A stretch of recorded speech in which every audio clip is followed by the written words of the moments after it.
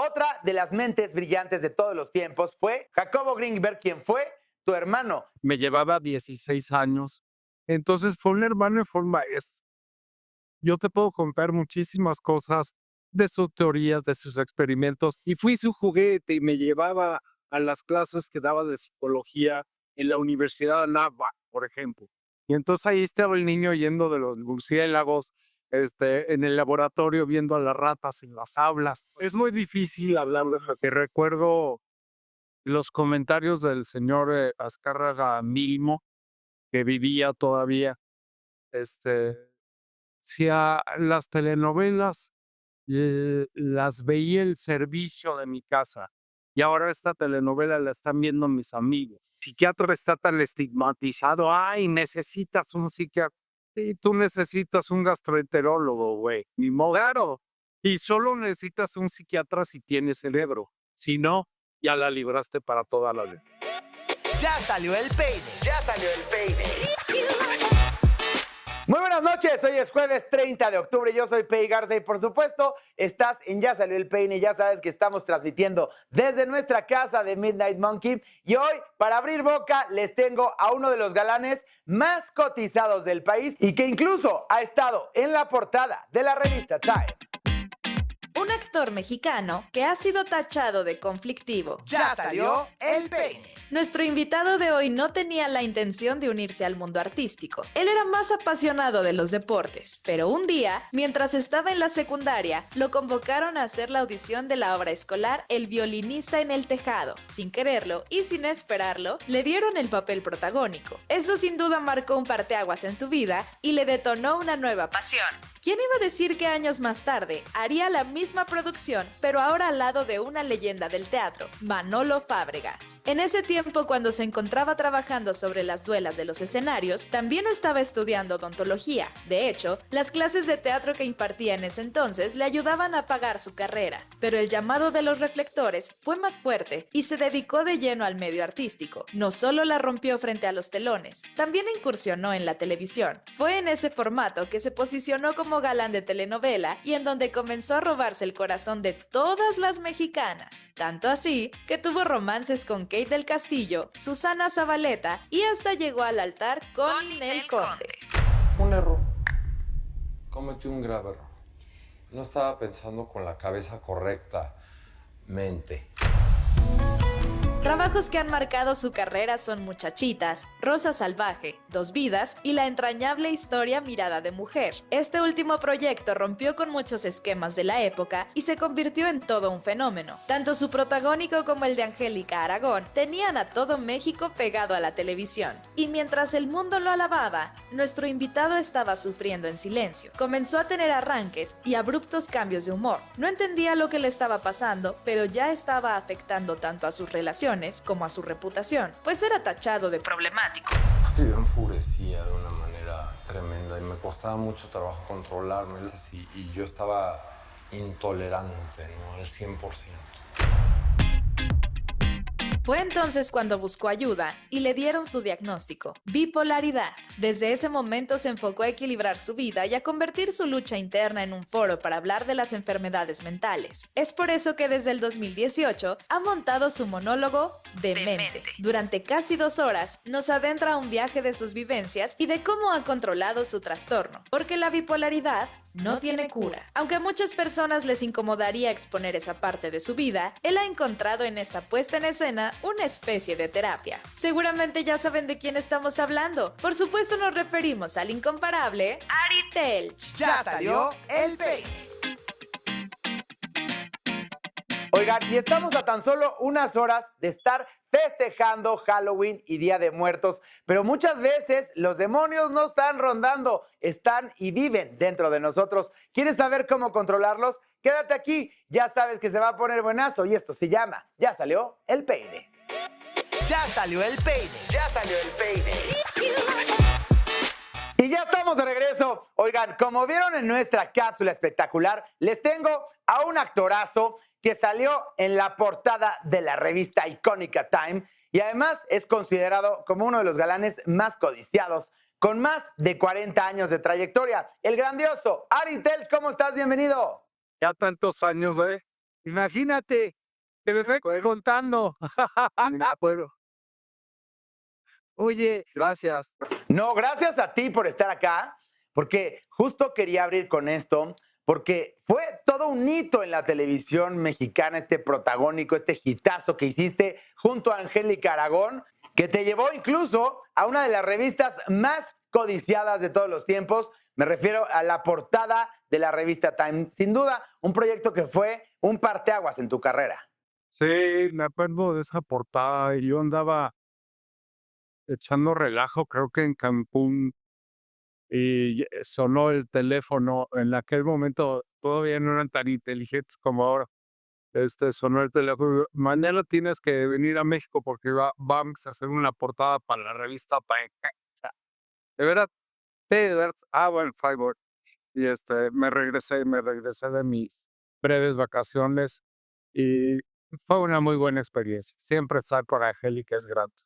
Oye, y algo además muy valiente en ese entonces, porque ahora todo el mundo cambia de televisora y de plataforma sin discriminar, pero cuando tú te cambiaste de Televisa y dejas tu casa durante tantos años, fue un gran escándalo, sobre todo por el momento en el que se encontraba TV Azteca, que no estaba tan consolidado como lo está el día de hoy.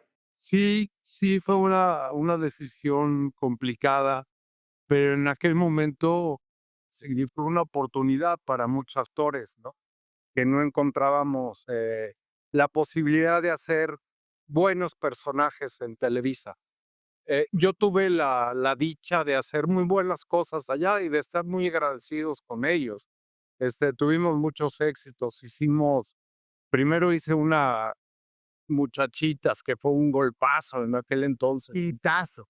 Y después me tocó con Carlos Sotomayor, un extraordinario productor, hacer una telenovela donde mucho tuvieron que ver Alejandro Camacho y Rebeca Jones con la historia y cómo se iba a platicar.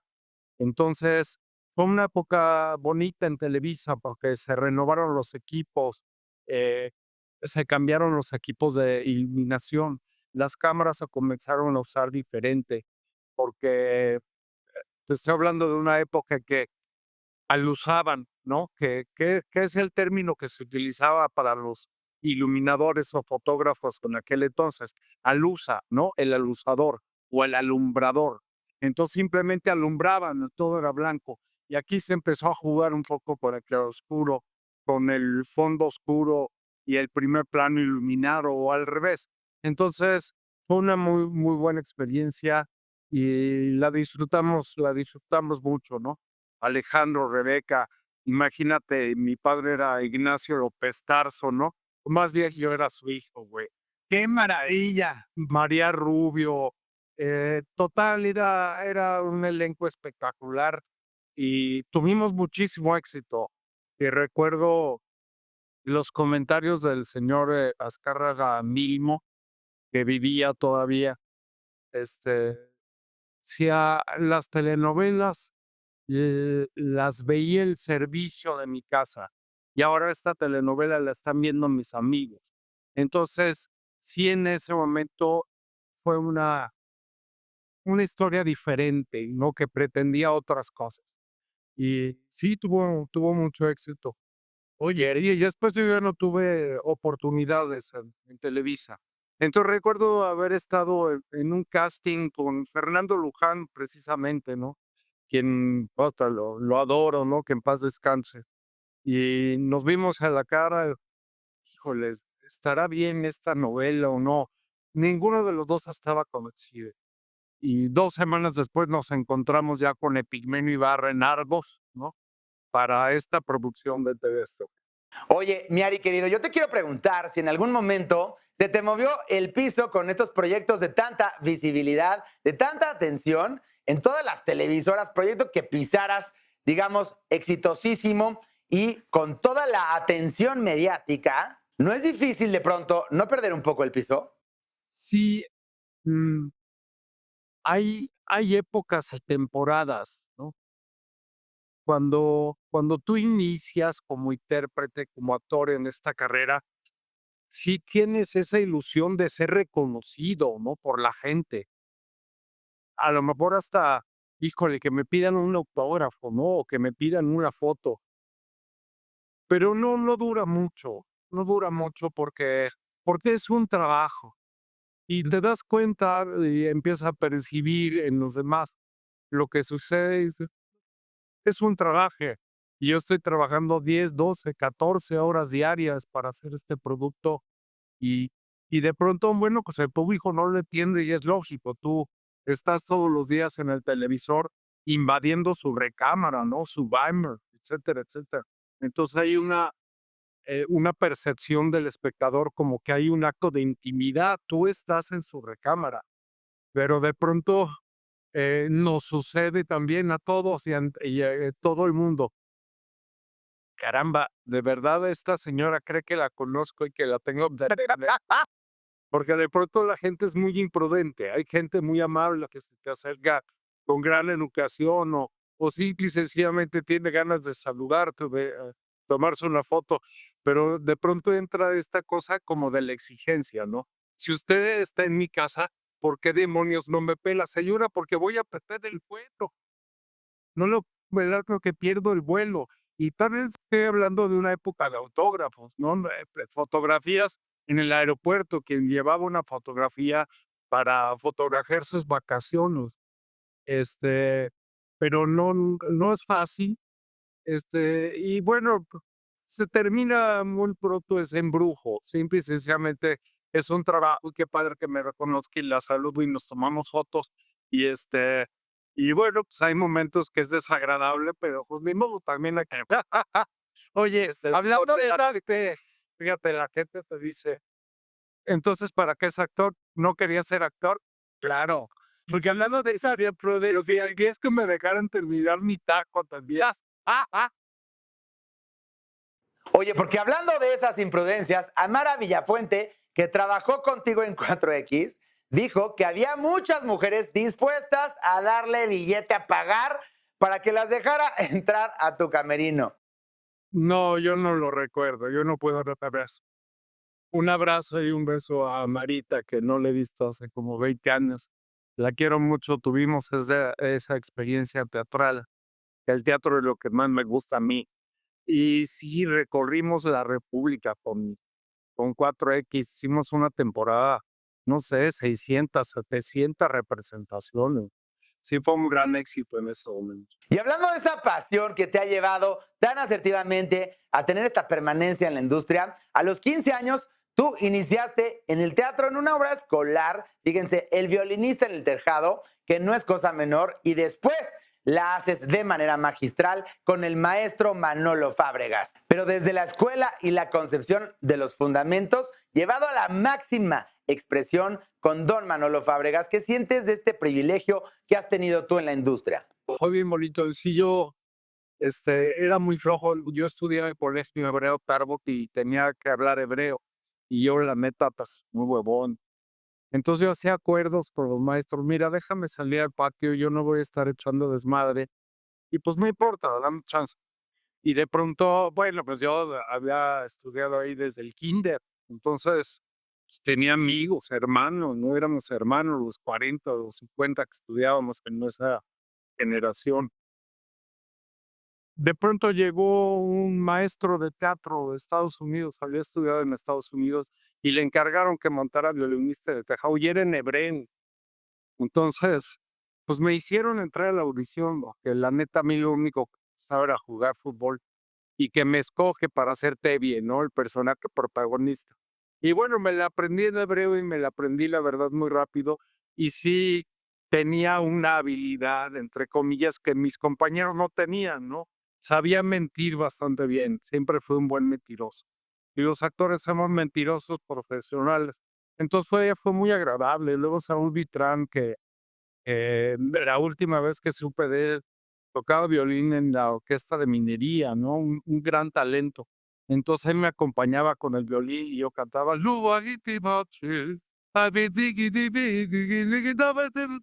y después yo estaba tomando clases con Julio Castillo, que fue uno de mis grandes maestros.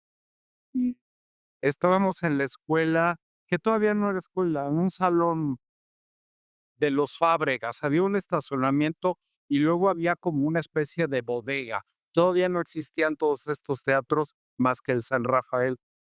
Y ahí tomábamos clase con Julio Castillo 2 veces por semana, 3 o 4 horas en las tardes. Y de pronto llegó un día, Julio dijo: "No, ¿cómo es tú?". Ya no me acuerdo. Están haciendo las audiciones de Violinista en el Tejado, pero me dijo Feila que no podía invitar a los alumnos.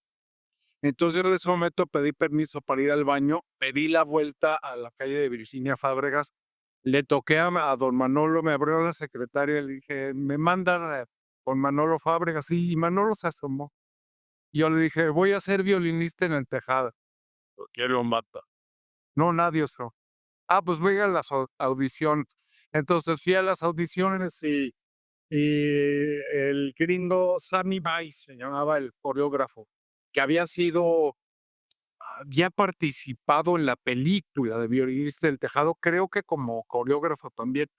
Y yo hice ahí un 8 de baile, no sé qué, en la audición y él me escogió. Tú te quedas. Con eso, querido, tenemos que hacer un corte rapidísimo. Quédate con nosotros y tú no te atrevas a cambiarle. Estás en Ya Salió el Peine. Ya salió el peine. Ya salió el peine. Y ya estamos de vuelta con mi queridísimo Ari Telch, que además estábamos hablando un poco de vida, carrera y trayectoria tan asertiva que has tenido en todos los medios de comunicación, querido. Pero yo quiero saber, cuando tú estudiaste odontología, ¿por qué el llamado de la actuación? Y si no existía este estigma de, oye, Ari, ¿cómo que no vas a estudiar? ¿Cómo que te vas a ir a la televisora? ¿Qué pasó ahí y qué te decían en tu familia? No, no, ay, mira, mi familia no tuvo mucho que ver, porque yo a los 16, 17 años mi mamá me corrió de la casa y yo le hice caso. Eh, entonces me fui con su hermano, con mi tío Mauricio, que en paz descanse, que pues me adoptó, ¿no? Me dijo: "Órale, vente a la casa". Entonces ya todas las decisiones las tomé yo. Me fui después de la prepa 1 año y medio a viajar por el mundo, este, y después regresé y yo había pasado varias vacaciones en mi adolescencia y adultez temprana en el consultorio de mi abuelo Telch, Antonio Telch, y trabajaba en el consultorio con mi tío, Jorge Telch. Y yo ahí me pasaba, las vacaciones. Entonces, aprendí muchas cosas, ¿no? Porque terminé siendo asistente, me dejaron hacer algunas limpiezas, pasaba mucho tiempo en el laboratorio. Entonces, yo tenía inquietud por estudiar odontología. Entonces, cuando regresé de este viaje, ¿y qué voy a estudiar? Entonces, estaba la Universidad Tecnológica de México y yo me inscribí, yo no tenía ni lana para pagar la colegiatura. Entonces, me inscribo en odontología, muy difíciles los primeros 2 semestres, sobre todo ese periodo de anatomía, donde tienes que estudiar anatomía de cabeza y cuello. Pero, pues, la fui librando, ¿y cómo pagaba la colegiatura? Trabajaba en televisión educativa, en los programas, por ejemplo, de inglés primero, ¿no? Entonces, I am Rubel. This is a red ball. Thank you. ¿No? Eso era lo que hacía y me pagaban muy bien. Creo que en aquel entonces, si no me equivoco, eran 1,200 pesos por programa. Los que eran en español pagaban 1,000 y ese es 1,200. Pero bueno, ya me pasaba ahí en las tardes de repente buscando trabajo. Este, Me tocó esperar y agarrar varias cosas con Humberto Vélez, la voz de Homero Simpson. Ahí andábamos en televisión educativa. Necesito a alguien para geografía uno, necesito a alguien para historia, y eran pequeños sketches, ¿no? Para pues, hablarle a los alumnos de cualquier cosa, no importaba de qué. Pero fíjate que me iba bastante bien. Yo pagaba como 8,000 pesos semestrales en odontología y llegaba a ganar 12, 15, 17, ¿no? Y luego empecé a dar clases en la escuela donde yo había estudiado el teatro para los chavos de secundaria y me pagaban también bastante bien. Entonces yo simple y sencillamente repetía los ejercicios que hacía pues, con mis diferentes maestros, ¿no? Entre ellos Julio Castillo. Y me la pasé muy, muy sabroso y la libré, ¿no?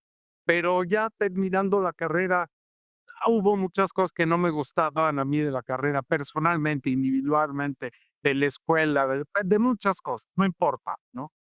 Y bueno, cayó lo de violinista del tejado después de la escuela de odontología.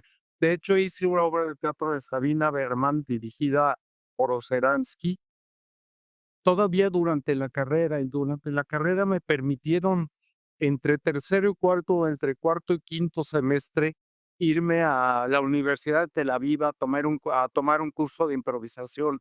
Me adelantaron los exámenes. Entonces yo ya tenía esa inquietud, estrené esa obra que fue la primera que hice como profesional, a pesar de que solo tenía un pequeño texto. Ahí colaboramos Seransky y estrenamos, fue la segunda obra que se presentó, era el Foro Shakespeare. Estoy hablando 84, 83, yo creo, ¿no? Entonces, ya cuando terminé la carrera, ya estaba yo más encaminado a ser actor que a ser dentista. Y qué bueno que así lo elegí, ¿no? No, totalmente. Tú estabas destinado al estrellato, pero algo que admiro muchísimo es esta valentía que has tenido de hablar de los problemas que has tenido luchando con este trastorno de bipolaridad, que todo el mundo creía en algún momento que eran cambios de tu personalidad, y tú estabas con un problema de salud que evidentemente has abierto y visibilizado y abierto la conversación de la que mucha gente no se atrevía a hablar. Tenemos que hablar sobre la salud del cerebro, ¿no? Solemos decirle salud física y salud mental, como si el cerebro no fuera un elemento físico. Pero eso es mucha terminología que utilizan incluso los médicos psiquiatras. Psiquiatro. Psiquiatra está tan estigmatizado. Ay, necesitas un psiquiatra. Y tú necesitas un gastroenterólogo, güey. Ni modo. Claro. Y solo necesitas un psiquiatra si tienes cerebro. Si no, ya la libraste para toda la vida. Et- Entonces, es importante todavía en este momento las redes sociales han levantado como la enorme curiosidad de ¿qué me pasa? ¿Por qué mi mamá está tan preocupada todos los días? ¿Por qué no duerme pensando que va a hacer de desayunar, que tiene que ir al súper y después al pan y que tiene que pasar por mi hermano y que luego tiene que ir en la tarde en los que y se la pasa platicando eso desde la noche anterior y no para y no para y no para con ese exceso de futuro? Se llama trastorno de ansiedad. Entonces, tenemos que ayudarle a la gente a que se acerque a estos contenidos para que se reconozca, para que reconozca a su pareja, para que reconozca a los hijos. Entonces, es un tema del que es muy importante hablar y hemos tenido una aventura muy, muy sabrosa ya de casi 6 años con esto de Mente Teatro, donde yo no hablo de mí, yo hablo de ti, ¿no? De tu ansiedad y de la depresión, que es la primera causa de discapacidad en el planeta desde 2014. Entonces, tenemos que empezar a hablar de estas cosas porque te enfermas. Los síntomas no son muy claros. Sería muy sabroso que la ciencia avanzara y que yo te diera tú una pastilla, se te pusiera la oreja morada y la otra amarilla y la nariz rosa. Y ese tiene trastorno de ansiedad generalizada. A ver, dale esta otra pastilla. Ese güey tiene bipolar, está en manía bipolar. Mira, ese güey está deprimido, esta señora la vamos a atender así. No. Todavía la psiquiatría es un ejercicio de platicar con el médico y el médico, evidentemente, con toda su experiencia, va a saber qué necesitas, ya sea terapia, que son muy importantes, o ya sea medicamento. Es que los medicamentos provocan adicción. 2% de los medicamentos puede provocar. Güey, imagínense. Entonces está lleno de estigma, mitos, tabúes y la gente no se hace. Entonces la gente cuando nos va a ver se descubre, se ríe mucho, ¿no? Porque te reconoces inmediatamente en todo lo que platicamos. Y, y bueno, pues hacemos activismo, ¿no? Tenemos la fortuna de decirte, busca ayuda. Tu hijo, puede necesitar ayuda. El suicidio adolescente es la segunda causa de muerte joven. ¿De veras no estamos hablando de eso? ¿Qué nos están haciendo estas cosas? Las tabletas, los teléfonos. ¿Qué le están haciendo a nuestros hijos? No se lo tengo que quitar la tableta y el teléfono a cierta hora de la noche. No, se pone a jugar videojuegos, estímulos visuales, estímulos auditivos. El cerebro no descansa. ¿Cómo va a cumplir con sus obligaciones en la escuela? hace deporte, no, está pegado a esa madre, por los ruidos, toda la tarde. Entonces tenemos que empezar a visualizar estas cosas y a hablar de ellas.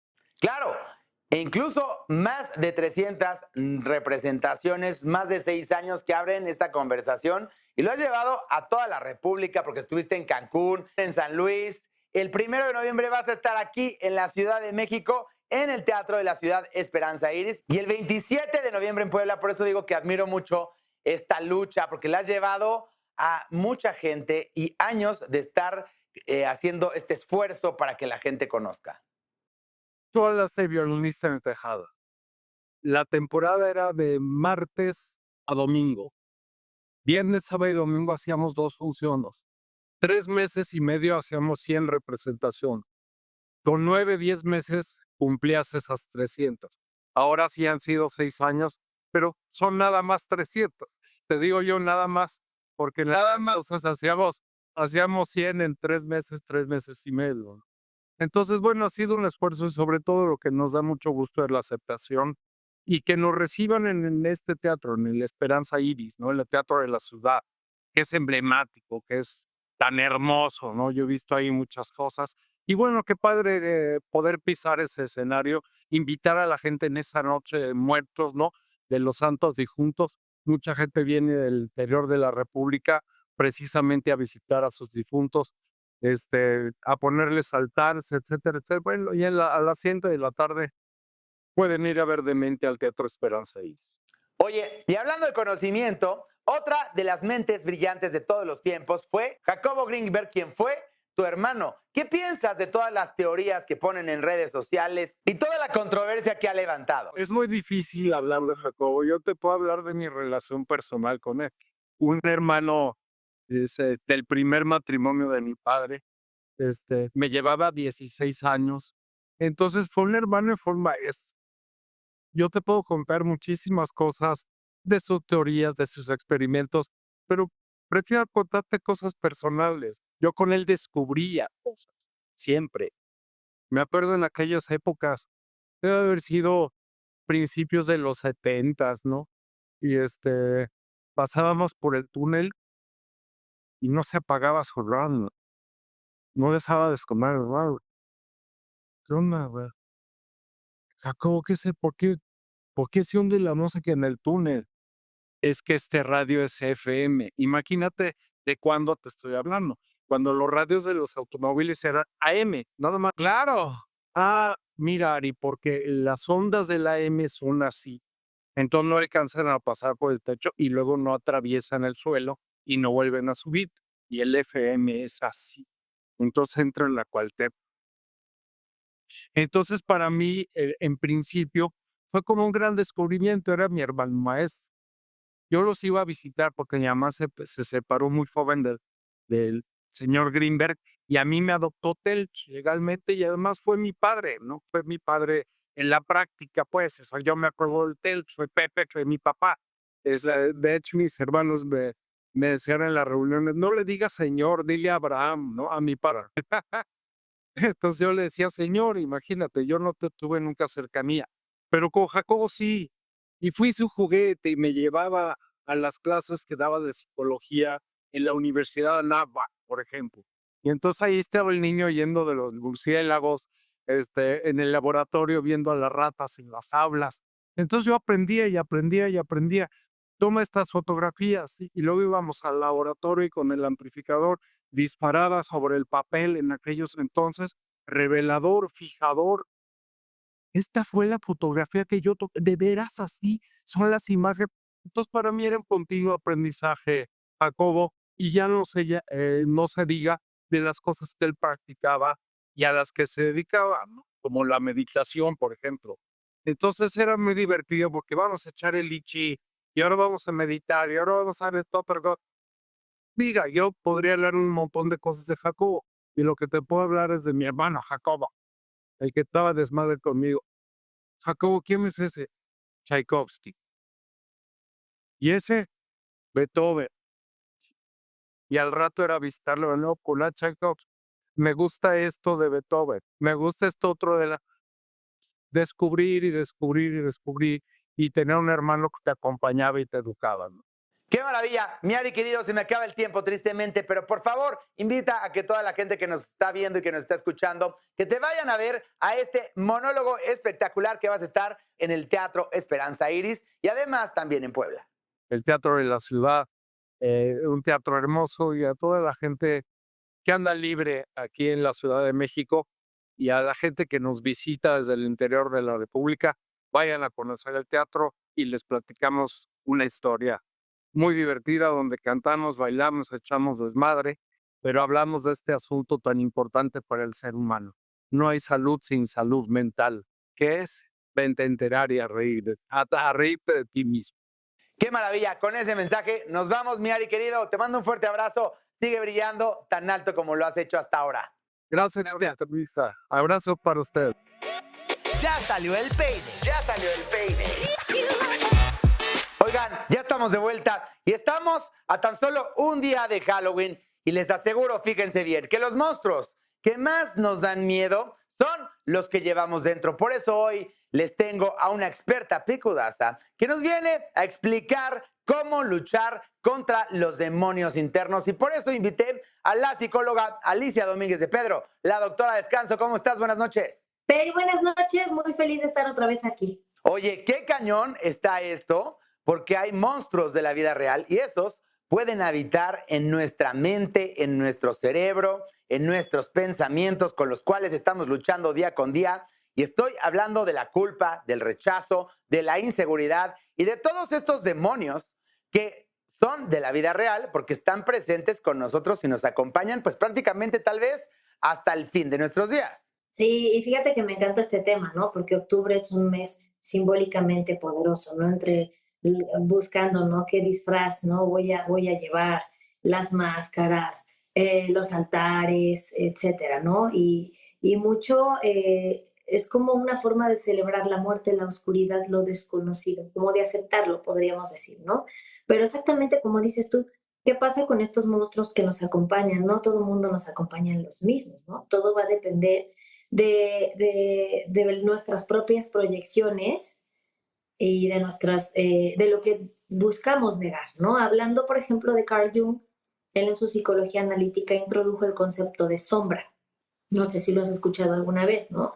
Pero es más bien como lo que no aceptamos en nosotros mismos, ¿no? Y muchas veces nos damos cuenta que nuestra sombra, ¿cuál es nuestra sombra? Dependiendo de lo que nos evocan los demás. Si hay alguien que te cae muy gordo o hay algo en alguien que de verdad no puedes soportar y te hace sentir algo intenso, que de verdad pierdes incluso hasta el manejo emocional que quisieras, ahí está tu sombra. Claro, esta dualidad con la que todos vivimos, porque siempre lo hemos visto contigo, Alicia, así como hay día, hay noche, así como hay bien, hay mal, como hay luz, hay oscuridad y como hay vida, hay muerte. Muchas veces tenemos que aprender a vivir con estas dualidades. Sí, o sea, son conjuntos como de rasgos, emociones, impulsos que realmente estamos reprimiendo, los estamos rechazando y llegan al grado de los vemos como amenazantes, ¿no? E incluso, pues como te digo, lo empiezas a proyectar en los demás, pero gracias a esta proyección es que tenemos esta oportunidad, ¿no? De darnos cuenta, obviamente si queremos, ¿no? Y bueno, pues, ¿qué es la proyección? O sea, la proyección es exactamente eso, ver en otras personas algo que forma parte de mí. Y esto está muy cañón porque luego la gente lo quiere utilizar en todas las reuniones familiares y sobre todo cuando empiezan estas disputas y estas peleas de, oye, no te proyectes en mí, cuando de repente empiezas a ver que es un ataque muy frontal y dices, oye, me preocupa, es porque la otra persona está proyectando estos miedos, estas inseguridades o esta manera de tal vez quererte controlar para que no te des un ramazo en la cara. Y fíjate que lo de la proyección es algo muy interesante porque no quiere decir que la otra persona no tenga algo, ¿no? Que no quiere decir que yo lo que veo no esté. O sea, obviamente hay algo en esa persona que me evoca el proyectarlo. O sea, yo lanzo la toalla y hay un ganchito en la otra persona que hace que la toalla ahí se detenga. O sea, sí, es real. No por decir, no te proyectes en mí, quiere decir, ay, no es cierto, yo no tengo nada de lo que tú dices. En cierta manera, a veces sí. Claro. Lo que es muy importante, Pei, es reconocer, o sea, hasta qué punto estoy escudándome de estas proyecciones para no aceptar esta parte de mí, ¿no? Claro. Y ya hablando, pues, por ejemplo, de las figuras de terror, ¿no? Como entre los vampiros y los zombies y todo. Y estos vampiros de la vida real, ya lo hemos hablado contigo, de estos vampiros energéticos, de estos que no chupan la sangre, sino más bien chupan energía. Sí, está canijo porque es gente, ¿no? Que sí, exactamente, depende totalmente de ti. Un vampiro representa este deseo reprimido, la necesidad de control y la dependencia emocional. Y, por ejemplo, un zombie, la pérdida, ¿no? Como de la identidad, del miedo, a convertirte como un ser vacío que anda deambulando por ahí sin disfrutar realmente de la vida, sin vivir simplemente como dejándote llevar por inercia. Y, por ejemplo, los fantasmas, ¿no? ¿Tú qué opinas de los fantasmas?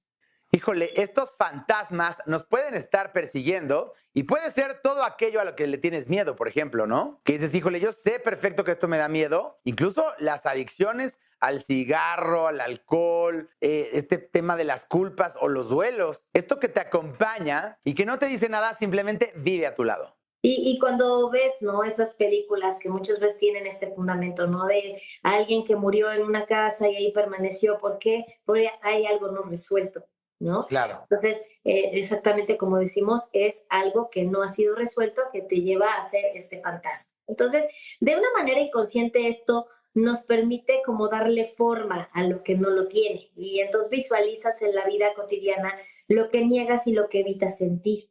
Claro. Y está padre porque pues el mecanismo, como decimos, el mecanismo de proyección te ayuda a ver, lo ves fuera, lo puedes visualizar y después el siguiente paso sería reconocerlo.